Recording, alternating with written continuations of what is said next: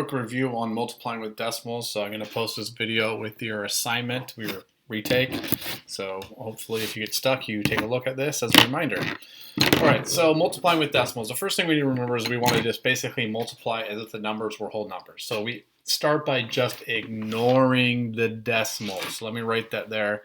We're going to start by, we're going to ignore the decimals. That's how we're going to start.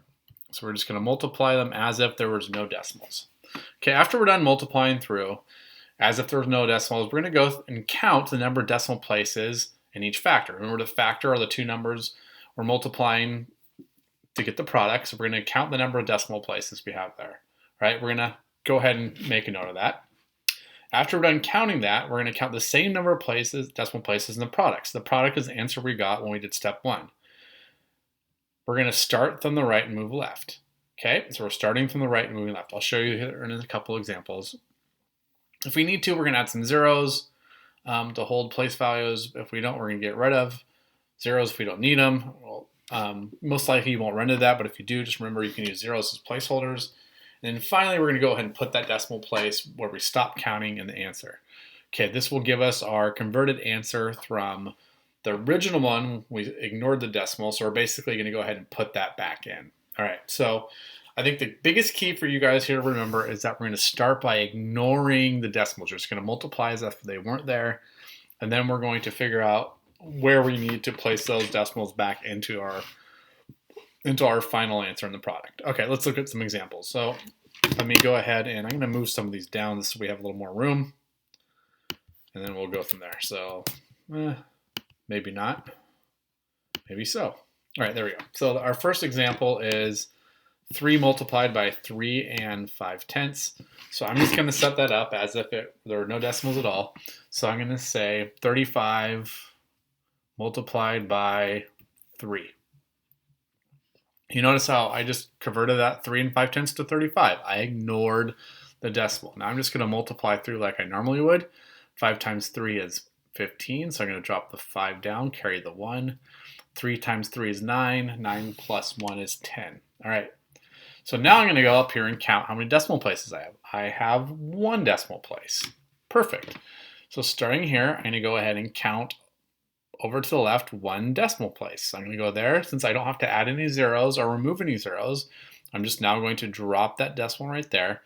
My answer is 10 and 5/10. So note that I started by ignoring the decimal, and I went ahead and added it back in later. All right, same thing over here. I have 4 multiplied by 1 and 59/100. So I'm just going to pretend that this is 159. So I'm going to write that on the top because it has more digits. It's easier to multiply that way. Multiplied by 4. Okay. Multiply through like it's a normal multiplication problem. 9 times 4 is 36. So I'm going to drop that 6 down, carry the 3. 5 times 4 is 20. 20 plus 3 is 23. So I'm going to drop the 3 down, carry the 2. 4 times 1 is 4, plus 2 is 6. All right. Now, I took out 2 decimal places here when I wrote down 159. Now I have to put them back. So I'm going to start on the right side. I'm going to count over to the left 2. 1, 2. All right. So my answer now is 6 and 36/100, which makes a lot more sense than 636, I think. All right. Same idea. We're just going to continue that same process with a couple more examples. Here we have 3 and 6/10 multiplied by 4/10. So once again, I'm just going to pretend as if there were no decimals. So I'm going to turn this into 36. I'm going to turn that into 4. So I have 36 times 4. Okay, multiply through like it's a normal number. 6 times 4 is 24. Drop the 4 down, carry the 2. 4 times 3 is 12. 12 plus 2 is 14. So now my answer is 144. I know that 3 and 6/10 multiplied by 4/10 is not 144. If I'm looking here, I have 1 decimal place. Over here, I have another decimal place. That means I need to shift this over 2. 1 here, 1 there. That's a total of 2. So I'm going to go to the right, and I'm going to go over 1 and then 2. Put my decimal place there. Rewrite it as 1 and 44/100. That makes a lot more sense than 144. Okay, Okay, now I have 2 that these guys aren't even greater than 1. You know what? It still works perfectly fine. So I'm going to write down the 9/10 as just 9. I'm going to write down the 6/10 as just 6. So I have 9 times 6. Now 9 times 6 is 54, so I'm going to write down 54.